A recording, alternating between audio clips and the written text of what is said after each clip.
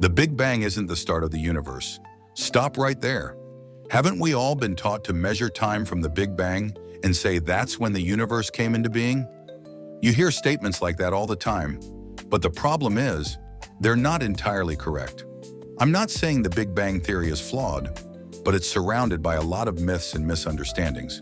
One of the biggest confusions is about what exactly the term Big Bang refers to and which specific events it encompasses. Many people assume the Big Bang theory explains the creation of the universe, but that's not accurate. The Big Bang theory describes the evolution of the universe, what happened during its earliest moments, though not from the very first instant. So does that mean something was happening before what we commonly call the Big Bang? Yes, exactly, and we even have some theories about what that might be.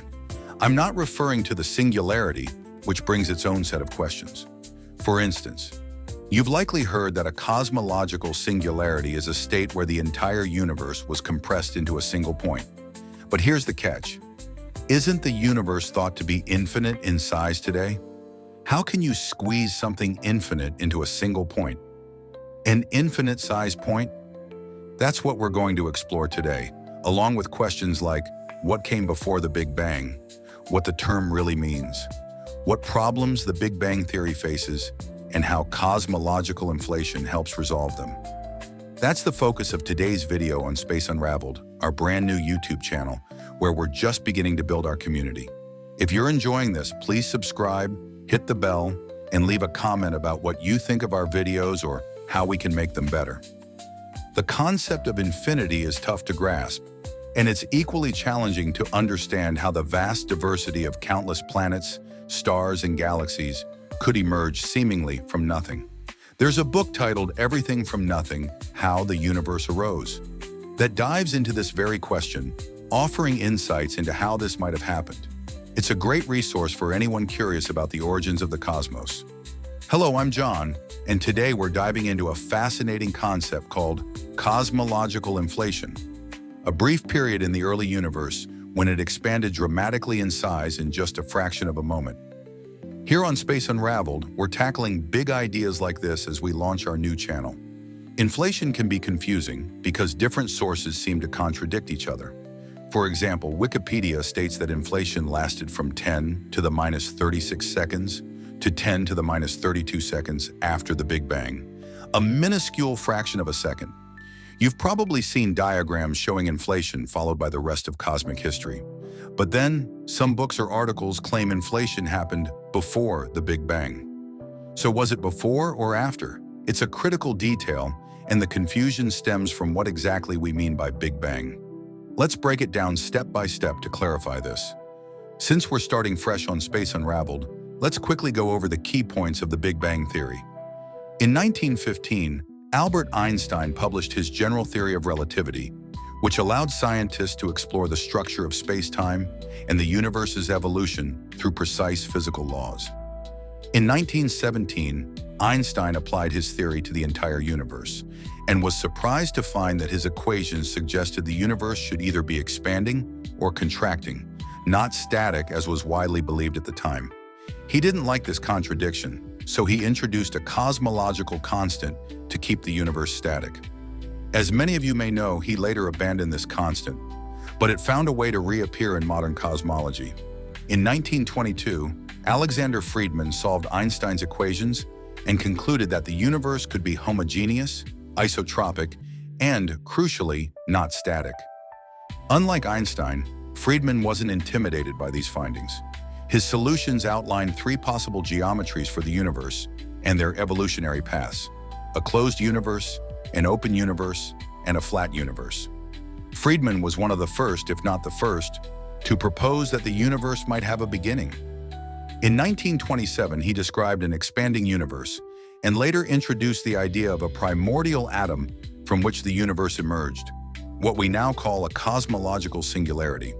This concept eventually evolved into the Big Bang theory, a term coined in 1949 by Fred Hoyle, who used it mockingly as a fierce critic of the expanding universe idea.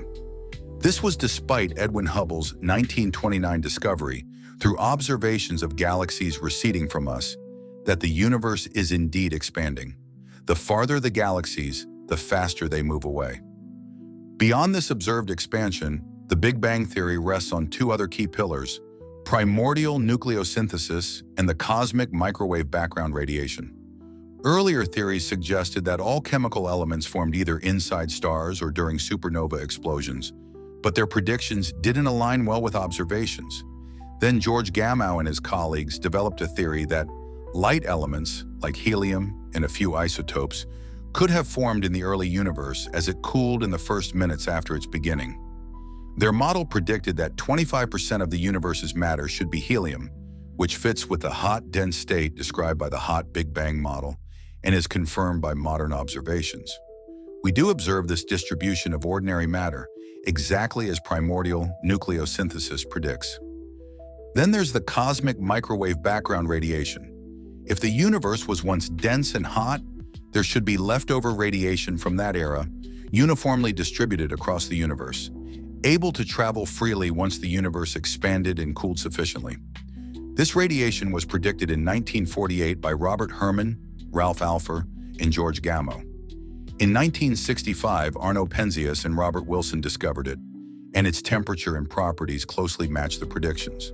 These discoveries, combined with other data and observations, have solidified the Big Bang theory as the primary explanation for the universe's evolution.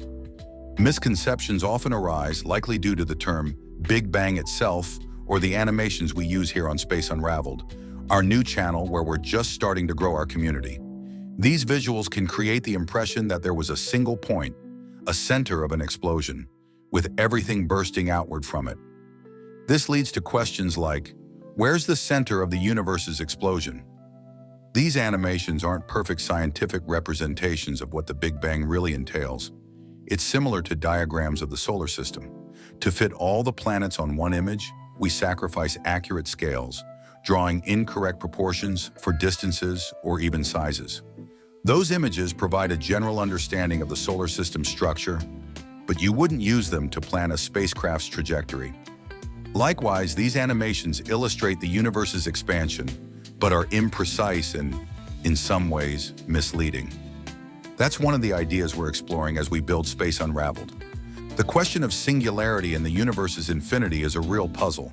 Just like with black holes, when singularities, regions of infinite density, show up in solutions, it's a clue that we're missing something. If we mentally rewind time, everything in the universe gets closer together. We might reach a singularity where everything is compressed into a point, but at that point, the laws of physics as we know them stop working and can't describe what's happening. Yet in simplified explanations of the Big Bang theory, the singularity is almost always mentioned. So how do you compress an infinite universe into a point? This question can be rephrased more cautiously. We don't even need to go all the way to a singularity or stop at a point. Just consider a very small size. The question remains, how do you make infinity small? In other words, how can something infinite change its size? The key is that when we talk about an expanding universe, it's more accurate to focus on how distances change, like the distance between two galaxies. Animations show this, though they're often two-dimensional simplifications. This change in distance is captured by a parameter called the scale factor, a vital component in Friedmann's equations. This parameter is dimensionless, meaning it has no units like meters. Right now, with the universe's age at about 13.8 billion years, and the radius of the observable universe around 46.5 billion light-years, the scale factor is set to 1. The farther back in time we go, the smaller this parameter becomes. For example, a cosmological calculator can help estimate what the universe was like at different scale factor values. With a scale factor of 1, the age is roughly 13.8 billion years, and the distance to the particle horizon, the radius of the observable universe, is about 47 billion light-years. If you adjust the Hubble constant slightly, it gets even closer to 46.5 billion. At a scale factor of 0.5, the universe's age drops to 5.8 billion years, with a horizon at 18 billion light-years. At 0.1, it's just 4% of the universe's current age, and so on. You can experiment with such a calculator to see how it works. What does this tell us? The entire universe might be infinite. The farther back we look, the smaller the distance between any 2 points, and the denser the matter. Talking about the universe's size getting smaller or larger only applies to the observable universe, the portion limited by the particle horizon, beyond which we can't see. But the universe likely extends beyond that horizon, possibly with the same physical laws, galaxies, stars, and properties. If the universe were finite with some boundary, we could perhaps imagine everything compressing into a single point. But with an infinite universe, it's more complex. We might say the universe was always infinite, just with everything closer together and denser, without a single point or a center of expansion. Infinity is hard to comprehend, but discussing the evolution of the scale factor is more precise than talking about the size of the entire universe. If you want to talk about size, you need to specify the observable universe. If the universe was already infinite before the expansion described by the Big Bang Theory, what was happening back then? This is where the Big Bang Theory, despite its success in explaining the universe's evolution within certain timeframes, has some significant gaps. There are 3 main issues often highlighted: the horizon problem, the flatness problem, and the monopole problem. Cosmological inflation may provide solutions to all 3. What's the horizon problem? We're at the center of the observable universe, inside a sort of bubble with a finite radius, defined by the particle horizon. This is all of the universe we can currently observe due to 2 factors: the finite speed of light and the limited age of the universe since light began traveling freely. Light has only had so much time to reach us, and the oldest light we can detect is the cosmic microwave background radiation. Imagine we're at the center of a sphere with the cosmic microwave background radiation on its inner surface, known as the surface of last scattering. One intriguing aspect is that we can observe regions of the universe where hypothetical observers couldn't see each other. We're at the center of our observable universe, surrounded by our horizon, the boundary of what we can see. As I've mentioned, the universe is likely much larger and continues beyond our horizon. If an observer is elsewhere, they'd have their own horizon. If an observer is on our horizon, we'd be on the edge of theirs. Now imagine 2 observers, A and B. We can see both, but they can't see each other. Each has their own horizon, and since the universe began, there hasn't been enough time for light from one to reach the other. This means these 2 regions couldn't exchange information or influence each other. Yet modern measurements show the cosmic microwave background is remarkably uniform across the universe. While maps of the radiation look colorful, those temperature variations are actually tiny. Measurements indicate the radiation's temperature is about 2.73 Kelvin across the sky, with variations as small as 1/10,000th or even 100,000th of a degree, shown as different colors on the maps. The cosmic microwave background is incredibly uniform. So what's the problem? This uniform temperature indicates thermal equilibrium, suggesting the early universe was already in thermal equilibrium when the background radiation formed. Normally, for a volume of matter to reach thermal equilibrium, its parts must interact. If you have 2 containers, one with hot gas, one with cold, and open a valve between them, the gases mix, and the temperature evens out. But we've established that we're observing regions of the universe that couldn't have interacted. How did they achieve thermal equilibrium? Why do we see such uniform background radiation? How do distant regions of the universe know about each other's properties without ever interacting? That's the horizon problem. We don't understand how the universe could have reached this equilibrium. You could attribute it to initial conditions. Say the universe just started that way and accept it. It's an answer, but not a satisfying one. It ties into the fine-tuning problem of the universe, where it seems the universe was precisely set up for structures like stars, galaxies, and even life to exist. The idea that numerous parameters have exactly the right values by chance seems improbable. Why do we focus on the universe's flatness in the context of the Big Bang? The geometry of space-time and critical density are central to this fine-tuning issue. In brief, fine-tuning suggests the universe appears deliberately calibrated for structures and life. The Big Bang amplifies this problem. Depending on the amount of matter in the universe, its fate and shape could differ. Recall the critical density parameter, which equals 1. If there's too much matter, density above 1, the universe could have a closed geometry where gravity prevails and it collapses back. If there's too little, density below 1, it's an open geometry, and at certain density values, it expands so fast that no structures form. But there's a middle ground. When density equals 1, there's just enough matter to avoid collapse, but not expand too rapidly. Modern measurements show the universe's density is either equal to or very close to critical, and its geometry is flat. People often say the universe is balanced on a knife's edge, marveling at the slim chance of the density randomly hitting this perfect value among a vast range of possibilities. Why is this a problem for the Big Bang theory? A flat geometry and critical density are an unstable special case. If the density is close to critical now, it must have been even closer in the early universe. Small deviations could lead to drastic changes. In the universe's earliest moments, the density couldn't have deviated from critical by more than a fraction of 10 to the minus 64th power. A tiny shift, and the universe would be different. It's no surprise people think of fine-tuning. You could accept it as luck, as some do, but others believe there must be an explanation. Finally, the monopole problem. The four fundamental forces, gravity, electromagnetism, strong and weak interactions, govern the universe. In the Big Bang theory's early moments, when the universe was dense and hot, these forces might have been unified into one. As the universe expanded and cooled, phase transitions occurred, splitting them apart. This happened quickly, on tiny fractions of a second. Modern theories suggest these transitions should produce topological defects in the fabric of space-time. Monopoles, cosmic strings, domain walls, or textures. We won't go into details here.